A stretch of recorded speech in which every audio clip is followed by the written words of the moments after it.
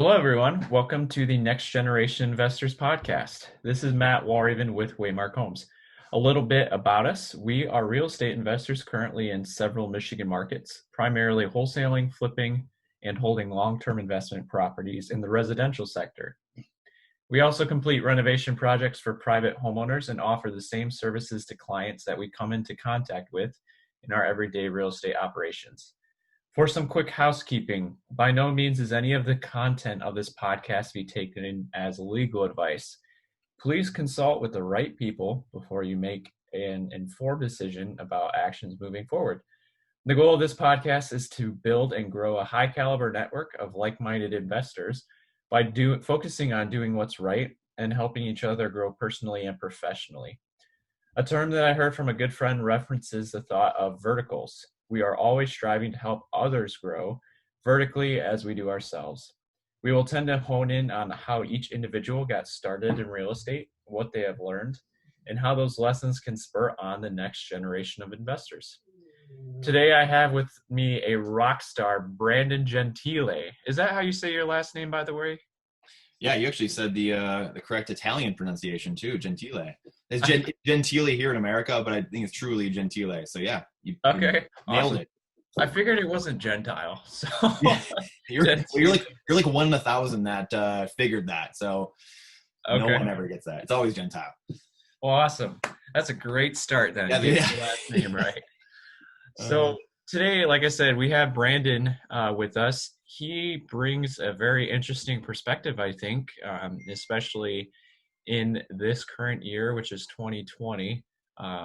Just talking about real estate, talking about history, and not even just history of real estate, but history of our country, politics, racial diversity, anything and everything that you want, it seems. So this podcast is definitely going to be geared toward the real estate sector, but want to give Brandon basically give him a leash to just tell us about him, who he is, also obviously what he does in real estate, and be able to build that relationship there. But just give us an overarching view of who Brandon Gentile is. So to kick it off, Brandon, if you've always been in real estate, how did you get started? And if not, what did you do before and how did you end up in real estate?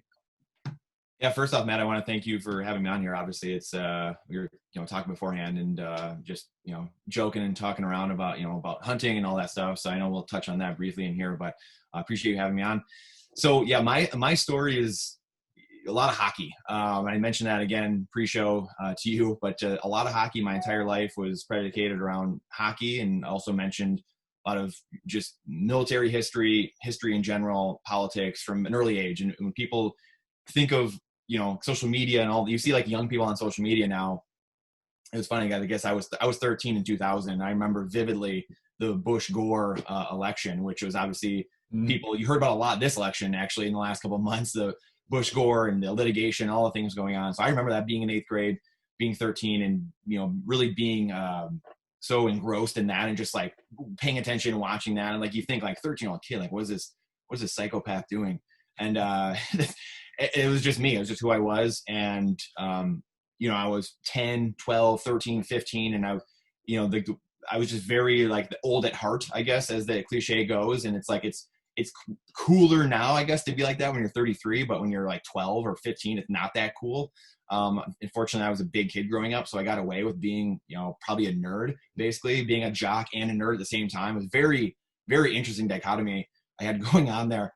And, so, started, playing hockey, grew up in Clarkston, Michigan, here in Oakland County, and grew up playing hockey, played at Lakeland Arena and played travel there for a few years, and then played AAA for Little Caesars, actually right close to you at Troy Sports Center, right down the road. That's where we played for years, actually, from 9 to 15 years old. I played there.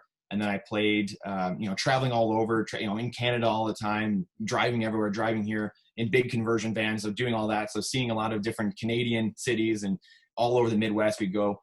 And, being in Alaska for nationals and Colorado. I mean, we went everywhere, and it's a crazy life. I mean, hockey parents are the craziest parents in the world. So God love my parents and anyone who chooses to take their kids down that road. My goodness. So did that. And then I like I said, I was a big kid. I was talented. I studied, just like I studied politics and history and all these things. I studied hockey like crazy too. And that was obviously my passion. That was all life really was to me, were those things. Drawing, Apache helicopters in class and fighter jets to, then going to the rink at night and playing hockey, playing games, whatever it was.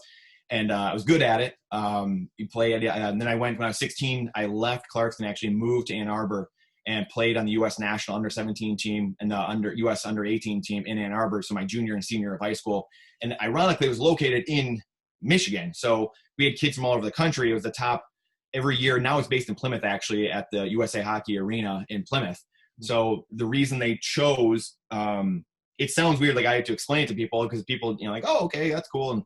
And you have to explain to people like, well, it could have been in California, or it could have been in New York. It just happened to be in Michigan. So when people just say like, oh, I played down the road for the U.S. national team, it's like, okay, cool, sweet. Right. And it truly was the U.S. national team. It was just based in Detroit because of all the way the junior leagues are situated. A lot of them are based in the Midwest, and that's the leagues that the under-17 team, the under-18 team played in. Michigan's obviously pretty centrally located. We also were next to it was very close to Metro Airport, obviously, so you could fly to wherever cities around the world and go to international tournaments. So it's the top kids in hockey in each age group. So, at the time it was the top 87 birth years. That's the year I was born. Under 17 team, under 18 team. So it was the top 87 birth years in those years. And there's still a handful of guys on my team that I played with that in the NHL right now, actually, like Nathan Gerby plays for Columbus, Phil Kessel, Jack Johnson, a bunch of guys that play in the NHL still. And, just good dudes still, we're great players. I mean, we had great teams. We won world under 18 championships against Canada in the Czech Republic in 2005. So that was very cool. That capped my high school career. I got really badly hurt actually, like months before that.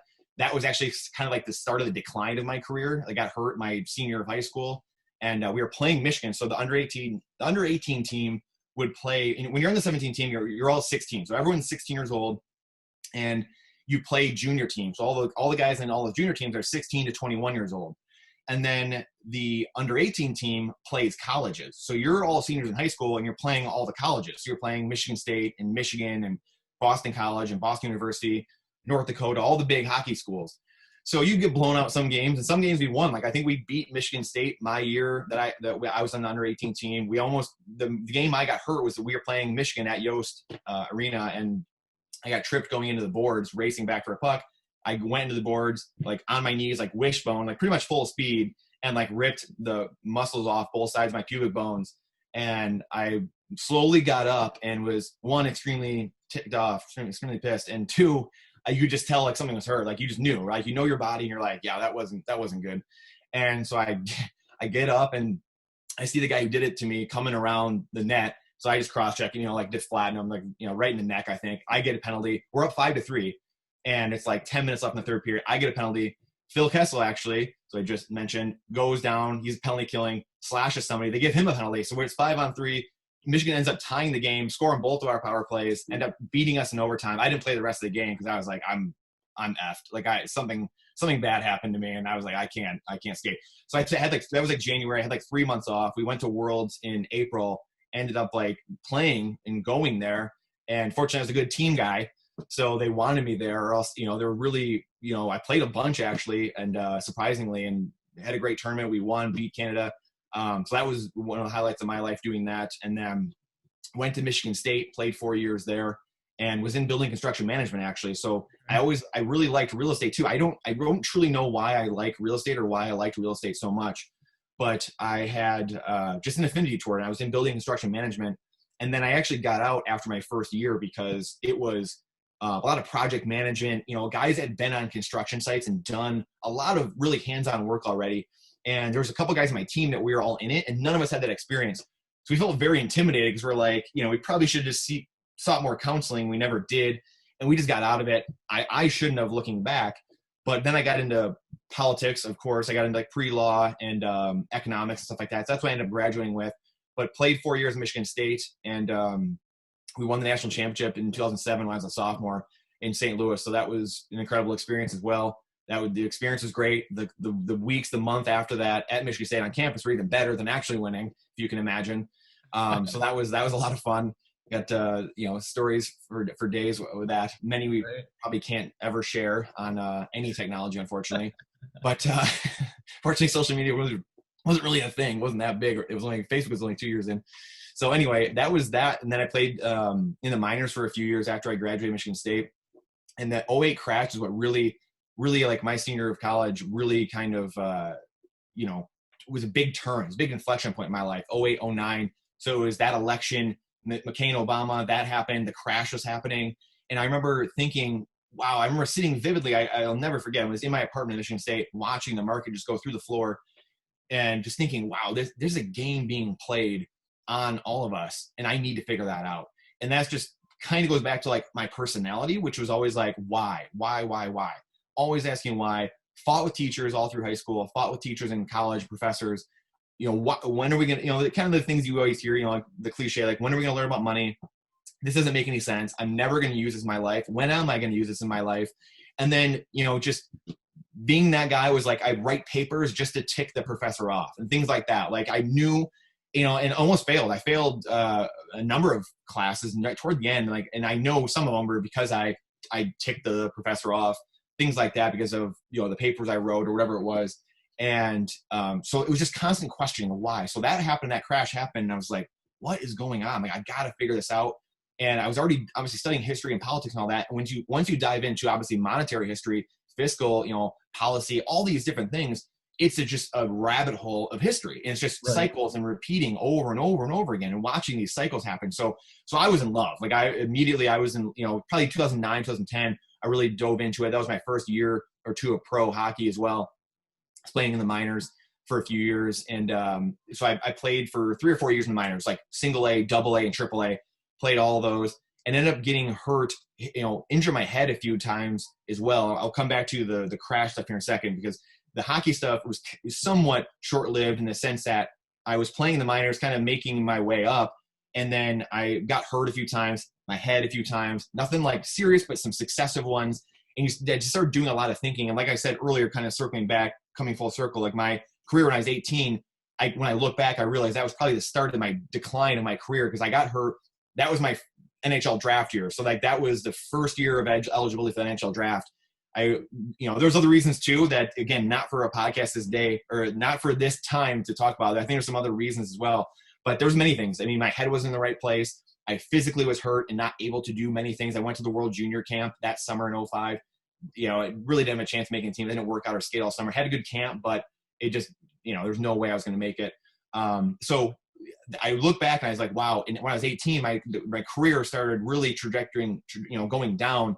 And it took me a number of years to really kind of figure it out and see it. And then, like I said, when I was 23, 24, I was kind of like really starting to think about, boy, oh boy, I got to figure out my life. I got to figure out my family situation. I'm 24. I want to start a family. I want to do a lot of things when I get older. So I don't want my head to be destroyed when I'm 40.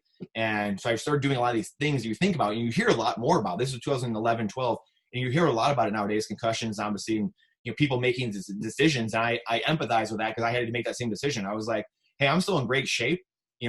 I'm really at the peak of my physical condition, and I had to shut it down. It was a culmination of, like I said, physically, I knew what I had to do to make it to the NHL or whatever, and I just I couldn't do it really. My head, my body just couldn't really take it much more. And I knew I'd have to be fighting. I knew I'd have to be blocking shots with my face, my body, whatever. And I just, my body couldn't take it. Mainly my head. I was worried about my head. Did a lot of praying, a lot of thinking about it for really the last year or two of my career, and thinking about what I was going to do and where I was going to be. And I just knew, and pre-show we talked a little bit about just kind of the calling I know I have and I've had since I was a kid, of helping people just study, learn our history, real history, 1700s, 1800s, like actual history, why we're here, why we have what we have, why, America's exceptional. And that's what I know what my calling was. So a lot of those things, coupled with family, coupled with being hurt, all those things led me to hang it up. And to this day, I still kind of can't believe it. I was like, I just hung it up. I just knew. It was just like peak physical condition other than the head. And I just knew, like, hey, that was that.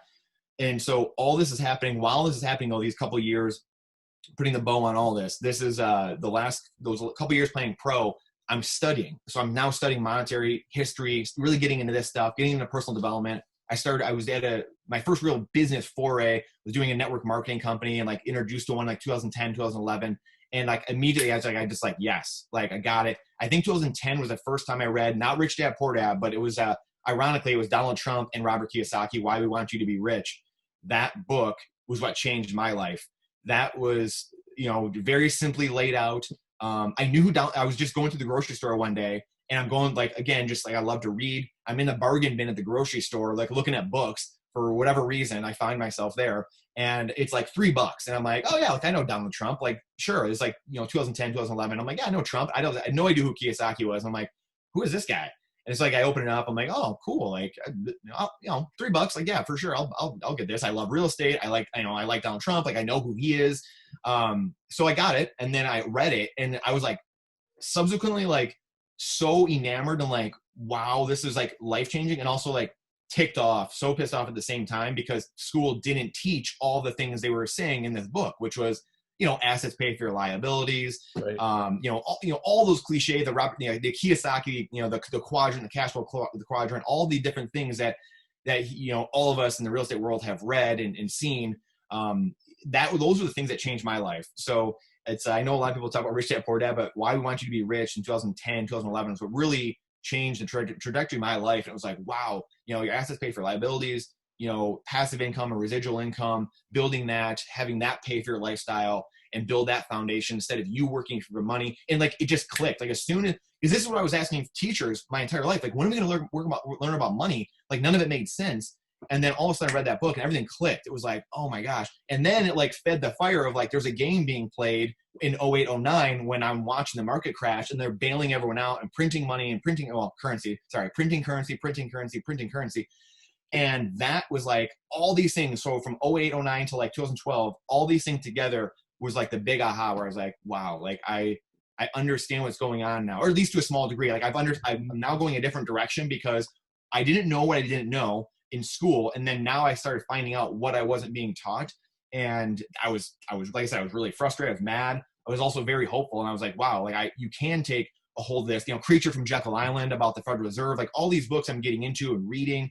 And you're just like, oh my gosh, like this is unbelievable. Like this is an absolute game. You can play it. You just got to get another side of the fence. And there's three sides to every coin. I mean, there's both sides and there's the edge, and you want to be on the edge so you can see both sides. So it was just a study of that. In 2013, that's when I really got into monetary history, even more, like gold and silver, learning about true money, what true money was.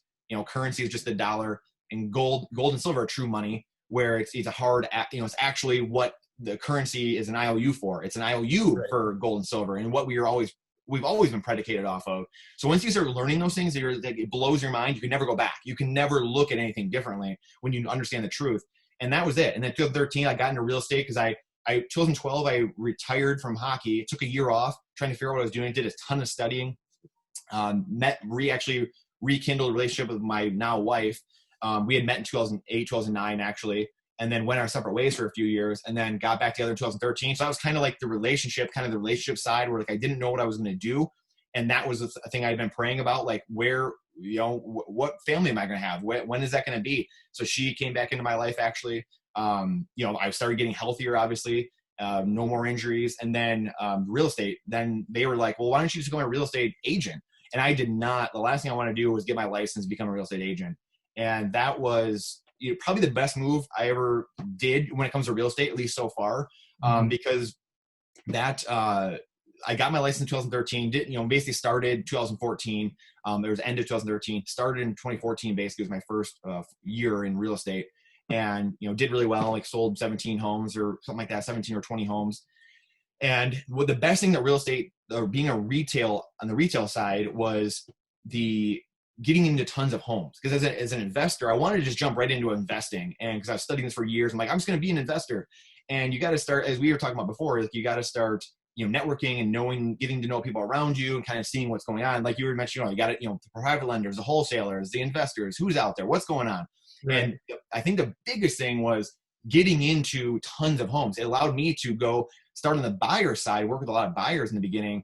I got into thousands of homes. Now at this point, I've been into thousands and thousands of homes where you would take you 30, 40 years as an investor to get into that many homes, most likely. Some people might do it faster, but if you're just trying to be an investor, you're going to have, how are you going to get into people's homes? You're going to have to try to mail to 1,000,000 people and hopefully get into a couple thousand homes.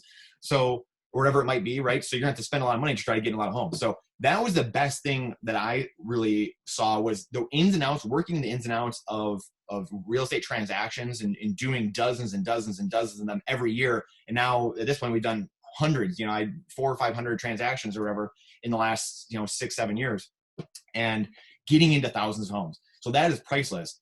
And we were focused on retail. I had a couple investment properties. So I got a couple investment properties early on, actually.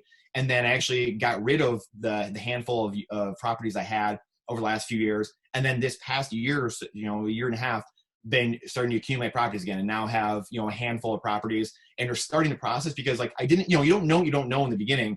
I learned all this stuff. We were focusing on retail, got caught up in the retail game and like my competitiveness of, we're going to do this and that.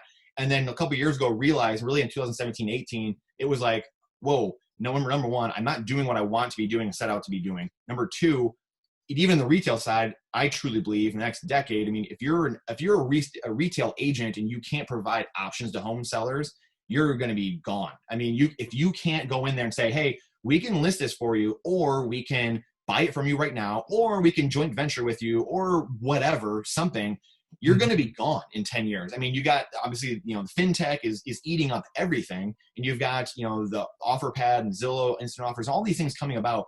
So like 17, 18, we started doing that and had awesome response from sellers. Like, oh my gosh, like I never knew this was even an option. I didn't know there was other options to sell my home. And so, I mean, anyone who's doing that, I know, I mean, you guys are, doing that, for no lack of a better, way to explain it. Things like that. I mean, that's huge. When you can provide offers or options to sellers, those are the people that rule the day going forward. And I think we're going to see a big sea change in the next 10 years. So I guess that's kind of appreciate your patience. That's my long story on just kind of how I got to where I am now and what we're doing and why we're here. Absolutely. That's exactly, you touched on a lot of pieces or nuggets of gold in there that will definitely hopefully get delved down into a little bit further. But absolutely, that was phenomenal. The one thing that struck me, which is somewhat of a question for you, which is often talked about in our industry, is, so did I take it you actually graduated from Michigan State, and what degree did you end up getting?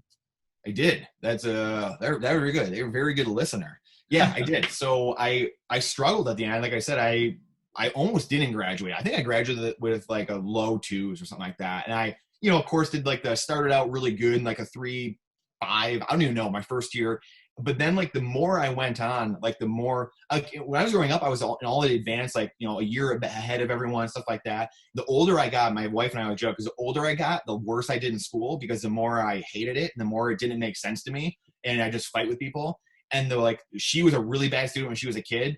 And now she's an attorney. So and she did better and better in school as she went on. So we were doing this cross, divergence or whatever in our lives. And so I did graduated in pre-law and economics. I went from building construction management to poli-sci, so political science. And then I got out of that right before my junior year and went into pre-law and economics. So as you can see, all the things I was in were kind of the things I'm doing now. Obviously, I just didn't know, because I never knew what I wanted to do. None of these things made sense to me. I was like, I don't understand. I don't know why I'm trying to choose what I'm doing right now. And the answer was, I was an entrepreneur. I just didn't know differently. I didn't have, really many entrepreneurs in my life. My father's an eye doctor, works, for SVS Vision, one, huge company here, and is one of the lead doctors there. So very fortunate, I was getting, and that was affording me the ability to go play hockey and go do all these things. I didn't have a lot of entrepreneurial, my mom has this photography business, a small business there, but she just runs it out of the home. She does her thing. And, I just didn't have any B quadrant, for the Kiyosaki lingo. I didn't have any B quadrant people in my life that were like, hey, you got to do this, man. I didn't have that in my life. So that's where in 2010, I'm reading these things. I'm like, oh my gosh, this is what I've been looking for. I just didn't have that around me, So that was, end up graduating. I just didn't know what I didn't know. I didn't know I was an entrepreneur, really. I didn't know, I'm not employable. I can't, I have a very hard time with higher ups, tyranny, anything like that. I just have a very hard time. It's actually really quick. It's one of the reasons I I think subconsciously, one of the reasons I was saying earlier, there's a couple of reasons I don't think I made it to where I wanted to go in hockey. One, I think there's a higher being. Like, I believe in God. I believe that he had a different role for me, and now I clearly see that. However, one of the things I know looking back, I sabotaged the hell out of my hockey career. I would go to bed super late at night. I would get up late. I was doing things to sabotage my own career. I would show up to the rink, we're supposed to show up at 2. I show up at 2:02. Things like that. Like, things that were actually very against my personality. It was my like myself inside sabotaging myself, trying to get me out of what I was doing actually. And I just didn't know it for years. I was a kid when I was young, like couldn't wait to go to optional practice and like go shoot extra pucks and go do these things.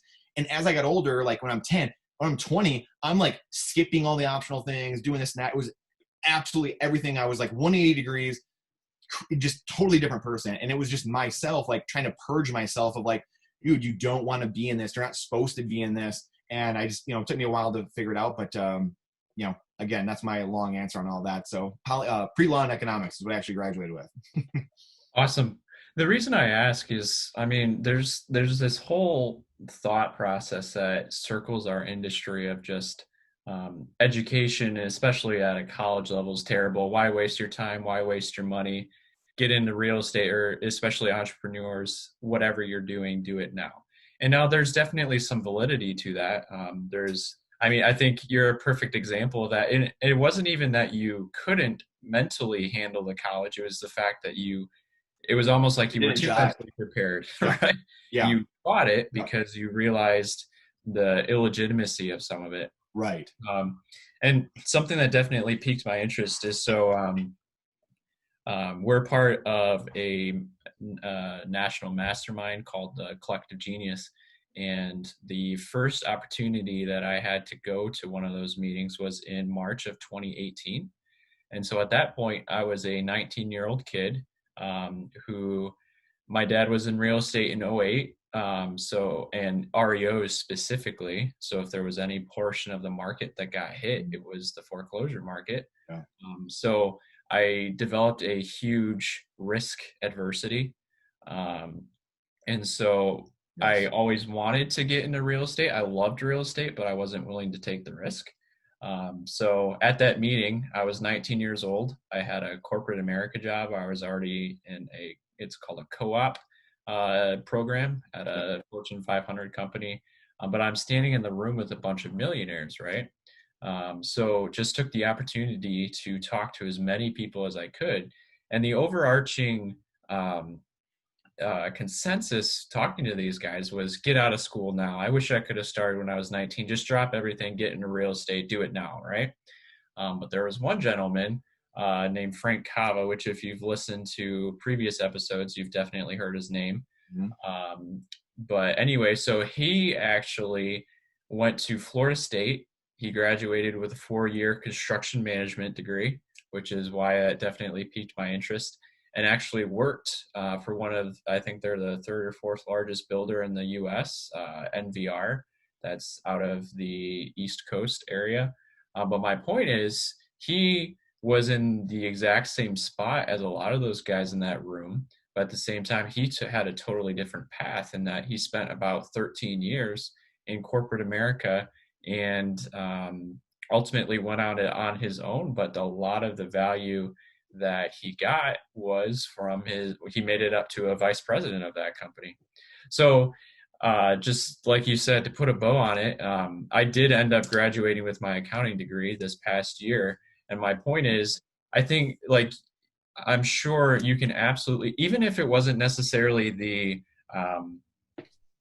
content that you learned in college, but even the thought process of not just taking a professor at their word and saying, and just being a yes man, but actually thinking through it, has absolutely shaped who you are today. And I just find it funny, like even just the way you converse, you are absolutely an entrepreneur, and I love it. But you're not going to say you're not a yes man, and you're going to do what it takes, and you educate yourself. So I love that.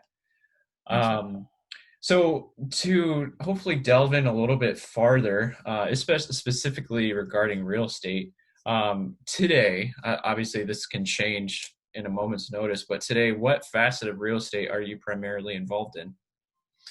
So right now we are, my biggest role is obviously overseeing our team. And we have 10 people on our team. We have a few agents that handle the retail side and do that. My role obviously as the owner of the team is making sure everything is moving along, working on the business instead of working in it, trying to do Mhm. that as much as possible, obviously. And, overseeing the big thing right now is, putting out content, branding, and trying to help as many home sellers as possible understand, hey, there's other options. There are options. Whether you're in retail real estate or you're an investor, whatever it is. I mean, the name of the game is getting sellers, right? Getting sellers' attention and helping them. And really, at this juncture, kind of helping them understand, hey, there's different options. You don't have to just stick a sign in the yard with a retail agent, or you don't have to just go with an investor who doesn't have their license. They might only give you one option or two options. We can give you 3, 4, 5 options. So that's really my job right now is, putting out the branding, putting out the content, and getting in front of as many people as possible, and helping the team do what they need to do to succeed. So going and running all the different things, running the appointments, running the retail side, investing side, whatever it might be.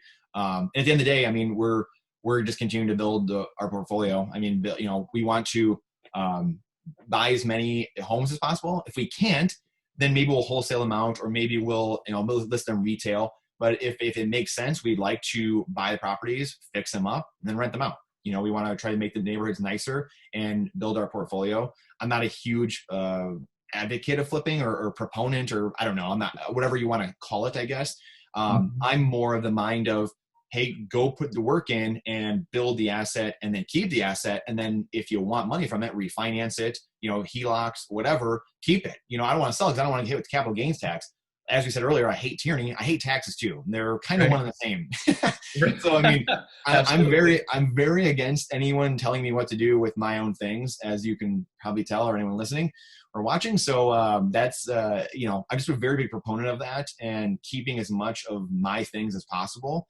But again, not still gotta be generous and charitable. That's a whole different section of things we could talk about, right? But when it comes to your business and your work and your energy and your effort and what your sweat, all the things you're doing, the things you're building, I don't need government's hand in there any more than it has to Right. be, already is. So that's why I am a proponent of doing what we're doing, just building rentals and refining out the equity, getting HELOCs, things like that, collateralizing your, whether it's gold and silver or crypto or real estate, go collateralize those things, go take out debt on it. And you got to be smart with debt, obviously, right? So you got to be smart. You got to know what you're doing, but take out debt on those things and then go use that to purchase more assets, or go get more assets. Don't buy stupid things with that. You don't want to compound debt with stupid debt. You want to, or bad debt. You want to get better debt and continually buy assets that are going to pay you.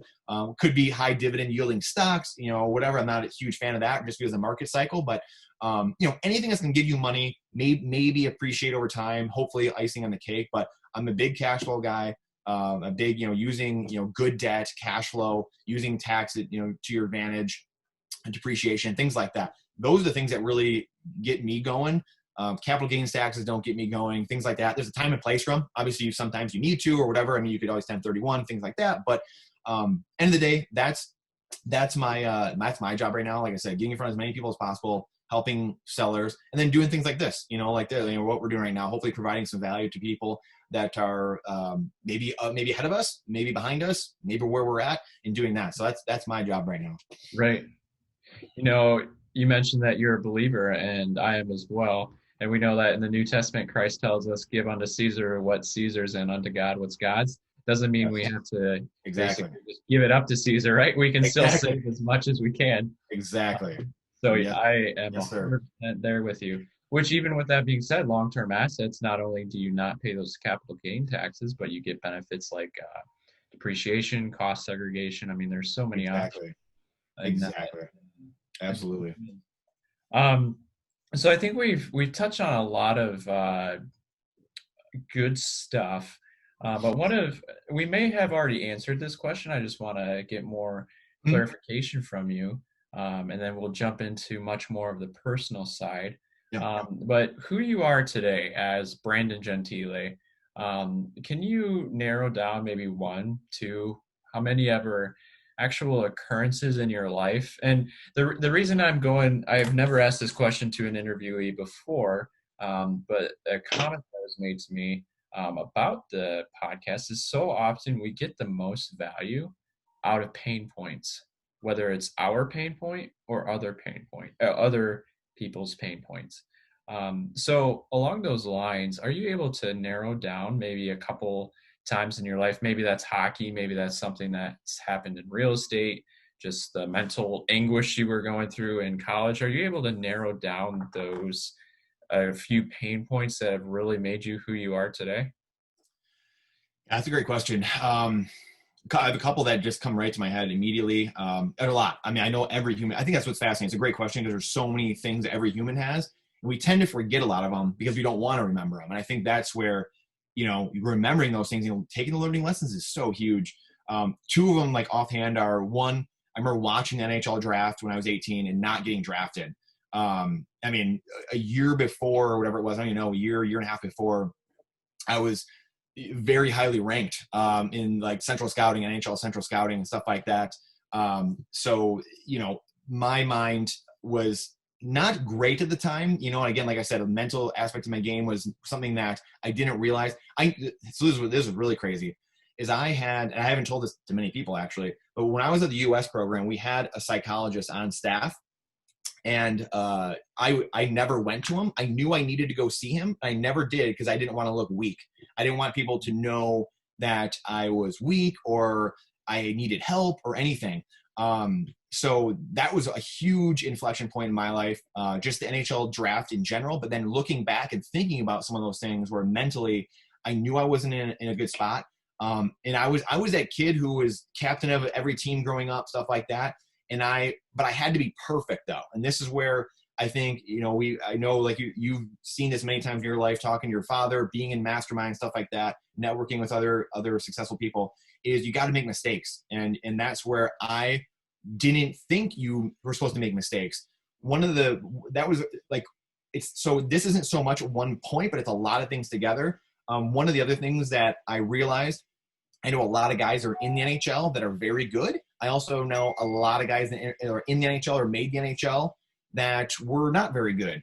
And that's harsh to say maybe, but it's true because it's life. Like you realize that when you grow up, not the best people don't always make it. And the sometimes the people that were on the bottom make it. And that's just life. And that's something that I really didn't understand. Like I thought it was just so clean cut where it's like, hey, the best guys make it and that's it. Really kind of like ticked me off for a while as my childhood. I just thought like, oh, the best guys make the NHL. I'm like, yeah, like these guys are amazing. And you realize like, whoa, like if everyone's ever read the book Outliers by Malcolm Gladwell, you realize like there's so many people that are in the world. There could be, the most amazing hockey player we've never seen in our life who, grew up in, West Africa, or whatever, like you just don't realize that there's someone out there, there's other people out there that never did what you're doing, and they're probably 100 times better than you are, or could have been 100 times better than you. And it just really comes back to outliers. Like Bill Gates grew up at the right time, the right place, with the right opportunities, and he took them and worked his butt off. But if you grew up in Florida instead of Seattle or wherever it was, I think he grew up in the west, northwest, or whatever, Pacific Northwest, he wouldn't have had those opportunities. And that's life. And I think this goes back to, again, now coming full circle, really with the problems we have in this country now, where so many people are trying to, get equality of outcomes. We hear this all the time now, equality of outcomes. And you're robbing me, you're robbing you, you're robbing every person of the learning, the failure and the learning that goes into that. Because yes, aren't all given the same outcomes. Obviously, we're not robots. If we would have been made as robots, if we were all supposed to have the same outcome. That's the beauty of life. Everyone comes from a different spot. Everyone has opportunities to do those things from any place. And that's the beauty of life. You want those failures, those ups and downs, so that way you can have joy, you can have sadness, you can climb back. Americans love the underdog. So it's like you got to fail in order to be the underdog. Like you got to have those downs in order to get up, get knocked off the horse to get up again. So those things, like when I was young, I didn't understand those things. I'm sure a lot of kids don't understand those things. But when you're 15, 16, 17, I didn't have the ego, or I didn't have the humility to step outside myself and be like, hey, I need help. I need to go see the psychologist. Because I would think negative thoughts. Like I said, I was a captain of my teams, but I was like the guy who just hey, I'm going to take it all in. I was a good kid growing up, and I was very faith-based growing up, so I was a good kid, and that was one of the reasons I was captain. I was a big kid, so it made me a good hockey player also. That was the reason I was good, I was a captain. But my flaw was that I had to be perfect. I thought I had to be perfect, and it affected my play. I play games and I wouldn't utilize my talent a lot of the times. I wouldn't, I only utilize 70% of it, 80% of it, 90% of it. And I wouldn't go that extra 10%. I didn't want to fail. I didn't want to try that extra thing. When I could have, I just chose not to because I didn't want to fail. I didn't want to do something out of the ordinary. And it really hindered me, held me back. So that's, again, lessons for anybody, obviously, are you got to fail. We always hear the cliches, fail fast, fail often, all these things, but it's true. I mean, they're cliches for a reason. They're there for a reason. So that was a big inflection point in my life, learning some of those things. Like I said, the NHL draft, realizing, again, kind of inflection points in my life mentally, just like, okay, I've got to fix my mental game. I worked, and this is the other thing too. I knew most of our lives, we heard, especially in sports, hockey, whatever I'm sure people hear it everywhere. Life, sports, hockey are 90% mental and 10% physical. Well, I spent 100% on my physical game. I was shooting pucks every day, 500 pucks a day, this and that. I shoot 100,000 pucks a summer, working out every day, doing ladder drills, running, skating. Now, I was 5-tool player. Cool. Guys got 5 tools. Awesome. Yeah, well, his mental game, I don't know if the 5 tools include your mental game. That was something that I didn't have up to snuff with the rest of myself, my physical self. So that was something that was a huge wake-up call to me. And I told myself I'll never make those mistakes in business in the rest of my life. The next, all the rest of my life after 20 years old on or whatever, 24 on, I'll never make those mistakes again. So that was the huge, probably the biggest learning lessons of my life right there. I won't, some of the other ones I guess are a little more minor in retrospect, but that was huge. That was easily the biggest, learning I've done in my life of like, wow, like you have to be able to, overcome those things, not be perfect, be okay with not being perfect, and move forward and learn. Right. And also self-reflection, which is very critical on what you were just talking about, is you cannot do without Absolutely. it, right? Absolutely. If you can't think within yourself to figure out what's going on, then you won't be successful at whatever you're trying to Absolutely. figure out, right? Uh, Yes. and And now, of I'll course, give you, go ahead. sorry, I'll give you one, I'll give you a real estate one too. So like a couple of years ago, I mentioned earlier, like in 2017, 18, when we started doing we started really doing like we're giving options to sellers and started really changing up and like seeing the sea change and like, hey, in 10 years, this is going to really be different. Um, we spent probably almost 30 grand in digital, Facebook ads, Google, stuff like that, and generated, thousands of leads. I mean, I don't know, 5,000, 6,000, 7,000 leads. I don't even know what it was. Tons and tons of leads. And we closed like a couple of deals off of all those. So pretty much just took all that, just threw it down the drain. And that was a huge business lesson for me, which was, hey, you got to, communicate with your team more. And then also I had this propensity to think that, hey, everyone's just going to operate like you. And I should have known better because I was a kid when I was growing up.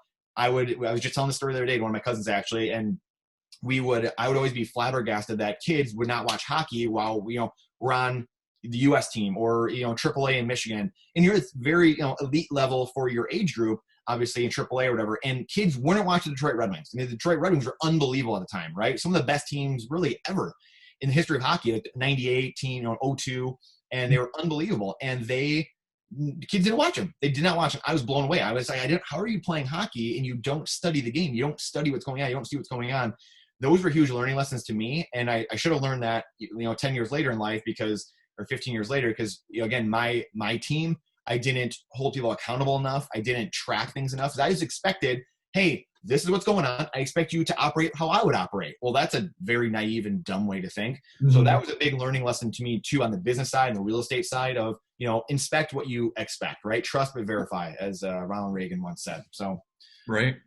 And of course, that accountability and tracking is absolutely what has helped you survive today, right? Because obviously, especially in real estate, the coronavirus has affected so many people in so many different ways.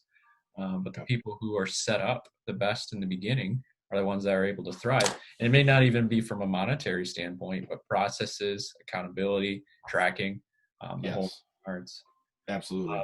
So yeah, thank you so much for being vulnerable in that, and I appreciate that.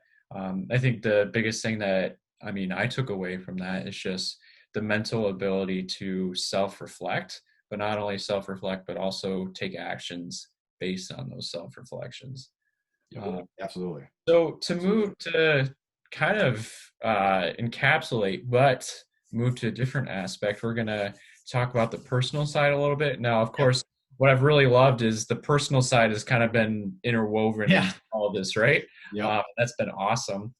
And before the show, you talked a little bit about your passion and what you're getting up at 5 a.m. to do at the moment. But let's just get into a little bit of what you do for personal development, spiritual, mental, physical. Also, I know that this is personal and professional development, just the Yep. content marketing that you've been doing. But can you just take us down the road as far as those things go? Yeah. Yeah. So this is in so you mentioned 5 a.m. right, and that's what I've been doing, but really, don't let it fool anybody. I mean, I've just been doing that this year, really probably only the last handful of months at a consistent level every day. And this is easily my biggest bugaboo in life. And my brother-in-laws, my wife are just like, gosh dang, like you are so disciplined in every area of your life, but your sleep, man, I don't know what your deal is. And that is and has been my biggest bugaboo. And I kind of mentioned it earlier where I was saying like I was sabotaging myself. I would go to bed late, game nights, get up late, miss morning skates or like optional skates and things like that. That was partly me sabotaging myself, but also the other half of that was my family are just night owls, and it goes back a couple of generations, and like they're just night owls, and coupled with hockey. I don't know how other sports are really because I didn't, after like 12 or 13, I didn't play baseball. I didn't play any sports after that. But like hockey is such a late night kind of sport where, like a lot of the practices you'd have were like 9, 8, 10 o'clock at night. You'd be getting home at like midnight, 1 on school nights, like when you're 13, 14, 15, 16, and, games, whatever it is. So, and then when you're older, obviously all the games are 7 o'clock at night, 7:30, 7:05 p.m. or whatever. So you're getting bed, you're wound up. You can't go to bed until midnight, 1, 2 a.m. So that was just very common for me to be like that, but it doesn't suit very well. So it doesn't suit yourself very well for business when, it's like, hey, you got meetings early, or you're just trying to get your life in order, or whatever it may be. But over the last few years, what really, so for 33, well, I guess 29 years, I really struggled with that. Our firstborn was 4 years ago. And that was what really started to change my life truly. And then really didn't clean it up for until these last couple of years. For a long time, I've been doing, I guess people call it the miracle morning now. I've been doing a lot of stuff like that over the years. Now, I mean, it's, you have to get up at 5 a.m. now, or, 4:50, and going to bed, getting up early wasn't always my problem necessarily. I really got down to this, and there's been years of thinking about this and just pouring over this. And it was going to bed. I mean, that was my biggest thing, because I was so used to going to bed late, that was the hardest thing. And when I'm in bed, when the kids are in bed at 8:30 or whatever, going to sleep, they're falling asleep at 8:30. And if I go to sleep then, you're up at 4:30, crushing the day, and you feel like $1,000,000. But getting through that phase, I have this phase of like, 8:30, 9 o'clock. Once you're past that, I had this second wind, and couldn't go to sleep for hours. And, Right. again, it goes back to a lot of those things, just how I grew up and what have you. So that has been easily by far the biggest thing, biggest challenge I've ever had. And I knew, like, even this year, I remember looking at myself and being like, dude, you literally, again, it goes back to kind of the 5 tools things. Like, you got to have confidence in yourself and belief in yourself. Whether you got 5 tools or not, it doesn't matter. You got to have that confidence, right? If you're not going to believe it about yourself, then who the hell is? So other than mom, right? Mom's going to believe Right. it. Everyone else ain't going to believe it, So you got mom out there, and you got to believe it. So, that has to be internal, and you have to have that discipline and that confidence in yourself, and think that about yourself. And then you've got to, and I was like, okay, you got to get this thing right. You are going to be massively successful and do everything you want if you go to bed early and get up early. And because I was that kid. It's funny because anyone who follows Jocko Willink, he's talked about this many times actually, which is, you're rocking at net, what's he say? He's like, you're rocking in your chair at night or in bed at night, and you're worried, you're like perspirating because you're thinking about that guy in a cave in the mountains somewhere who's plotting how to kill you. That was like, I resonated with that because I thought like that as a kid. Like when I was a kid, it would be like, I'm getting up in the middle of the night because I got to go run. There's a kid in Canada somewhere who is running and he's getting better than me. He's skating, he's shooting pucks right now, he's stick handling, he's out in the driveway, and I need to go do that right now. So you'd be here and there. I'd go get up in the middle of the night, or I'd go wherever. I'd be like, oh, I got to get an 8 o'clock workout in all of a sudden, or like, just ridiculous things. And that was just how my mentality was, how my brain was.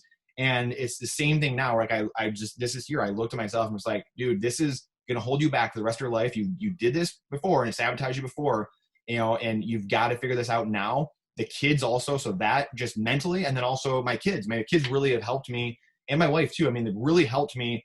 My wife goes to bed early, gets up early, does the same thing. She gets up at 4:30, 5 o'clock in the morning. She takes care of the kids, vast majority of the time, and she does her thing. I mean, she's a rock star, and it's like I'm seeing all this. I'm like, if I want to be able to play with my kids, do all the things I want to do, and be incredibly successful and very productive and efficient, because I love momentum. I mean, man, like us entrepreneurs, like we love momentum, right? We got to be in momentum and constantly getting better and doing things. Our company's doing things. So you got to go to bed early and you got to get up early and you got to be just hammering the day. And that's, so like I said, this year, really the pandemic actually is probably what really like reset everything for me, and is really kind of changed my life again. It's been an inflection point for my life for the good. I mean, I lost 20 pounds this year. I went from like 235 down to my playing weight of like 205. Which I was probably 210, 215 when I played, but like when I was 18, I think when I left the US program, I was like 205, 210. And I got back down to that. So in the best shape I've been in years, stuff like that, just because I focused and, just knew, okay, you've got to change this, and you got to have the belief, you got to change this about yourself.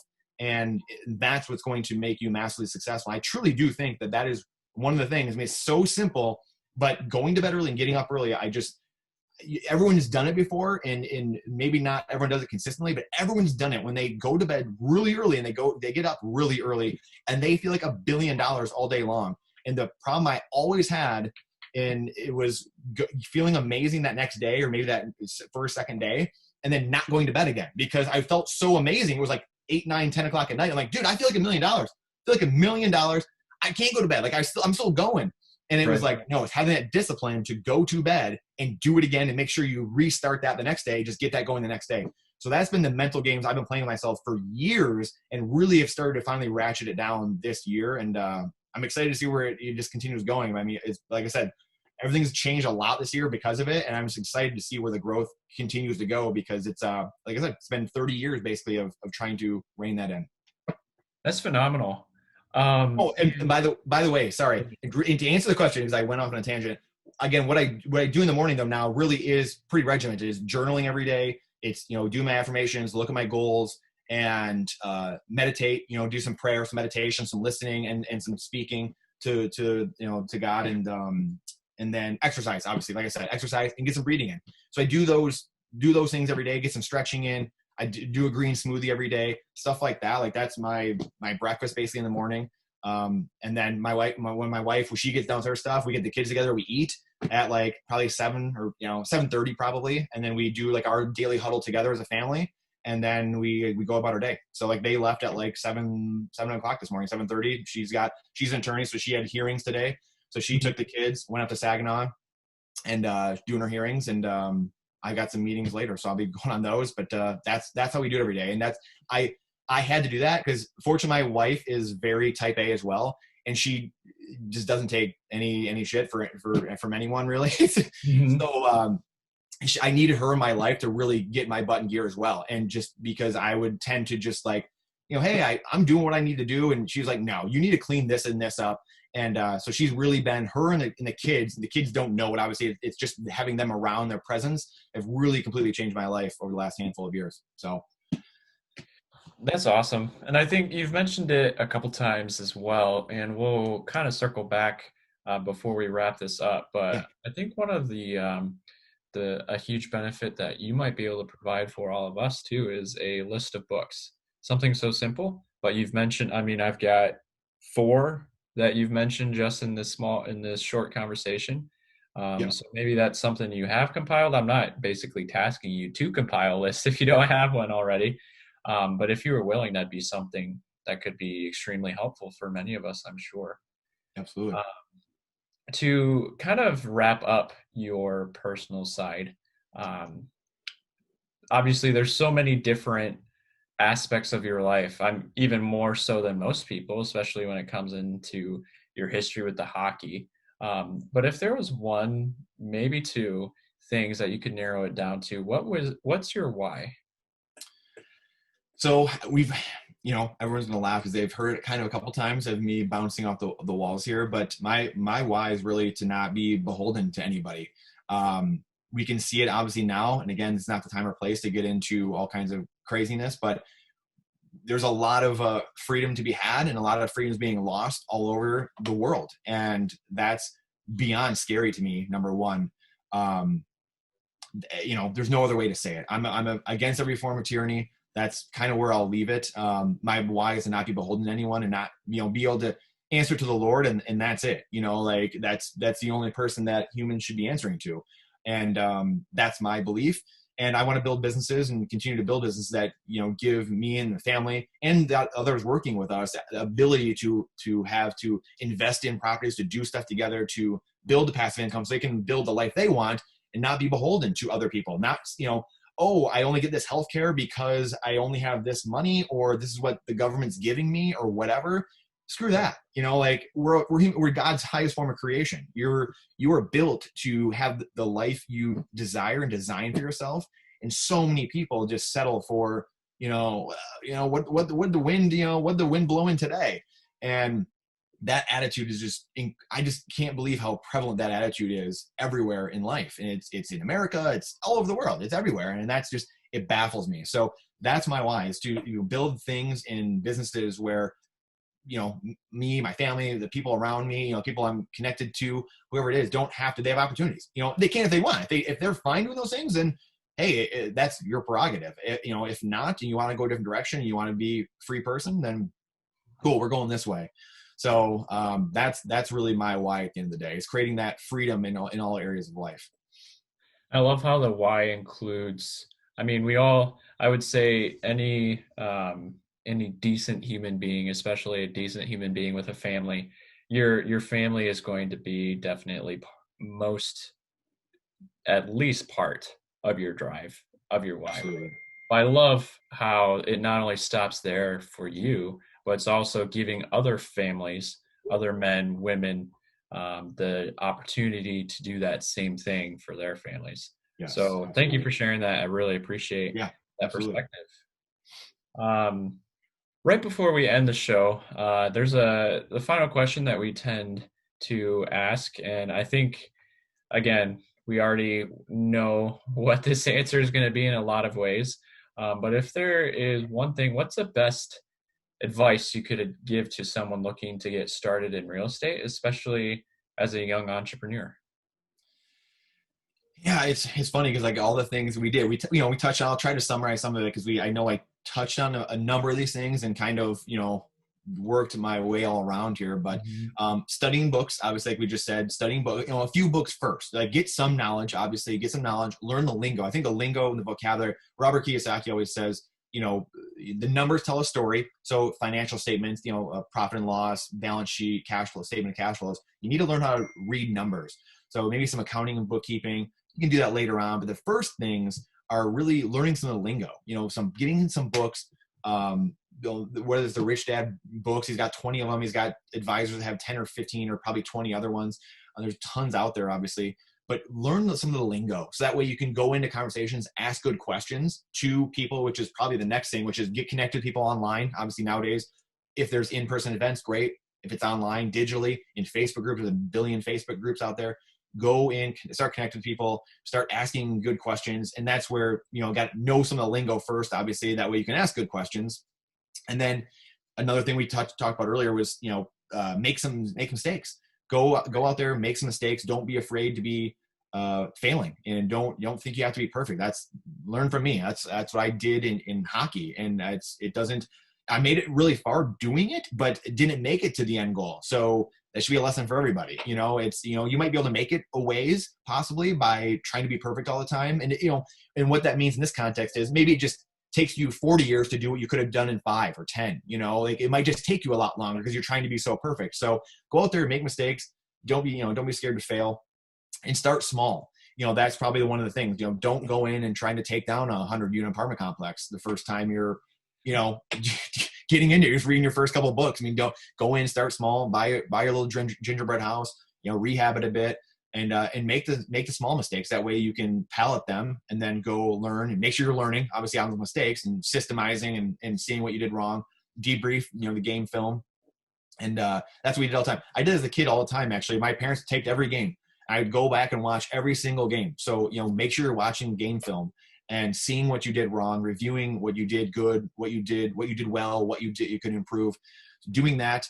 And then, like I said before too, being an agent could be a good option for you, at least maybe having your license. You don't have to have it, obviously, in the real estate world. You're investing, but it could be a way to get into, maybe make some side money, but also just getting into a lot of houses. It gives you the opportunity to most likely get into a lot more homes without the cops getting called on you, or without having to spend hundreds of thousands of dollars in marketing to try to get into 1 or 2% of those homes, whether it's digital ads or mailers or something like that. And then, if you do that though, don't get sucked into the retail trap like I did. That's the one thing where I got sucked into it. Was doing investing, built it up a bit, and then got sucked into retail too much. Did well, and it's like, okay, great, learned a lot. But then now it's like, okay, the last year or two, it's like, okay, really got to start getting back into what we did this for, and transitioning everything. So that's probably the big thing. I mean, that's it. If you can do those couple of things, study some stuff, get the lingo down, get connected with some people, start small, make small mistakes, learn from them, and be good to go. Absolutely. I want to just point out one thing you mentioned about working so hard at the hockey and then not achieving your goal. I would argue that it all depends on your perspective of what goal that is. So Absolutely. from a hockey specific, maybe you didn't achieve the goal of being an NHL player, but I would argue that is, like you mentioned, that's been one of the most pivotal points in your life and pivotal learning experiences in your life. So therefore, it really did help you achieve your goal, right? Yeah, dude, So it all depends on perspective. Yeah, you're well beyond your years, because that's it's pretty cool that you saw in between all that, actually, because that's actually something I've thought about, as you can imagine, for a long time as well. And you're 100% correct. I did achieve what I was set out to do, actually, because so this is a good learning lesson. We talked about like morning routines, visualizing, stuff like that. So the U.S. national team was when I was a kid growing up, that was my goal. I loved watching the NHL. I loved doing all those things, but that was never, when I look back, I realized that was never the goal. I never set a goal to play in the NHL. I just figured it will happen. I'm going to put the work in. It will happen. Mm-hmm. Never set it as a goal, actually.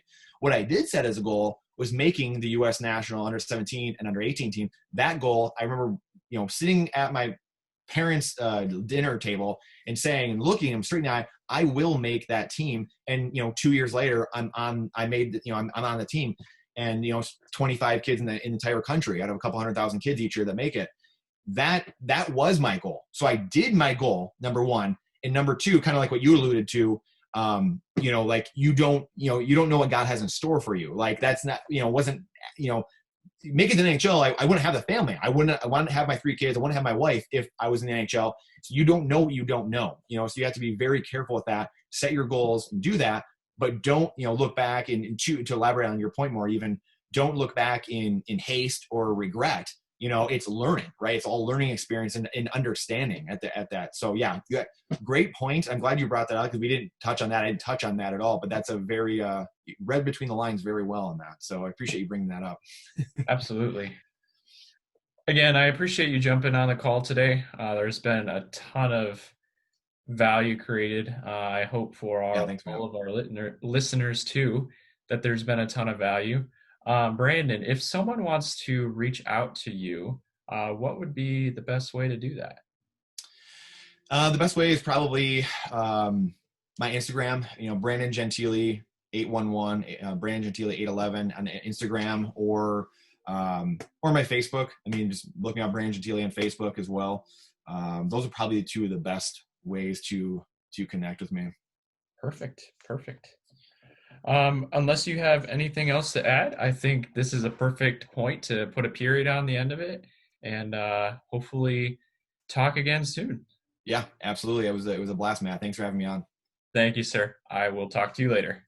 Thanks, Matt.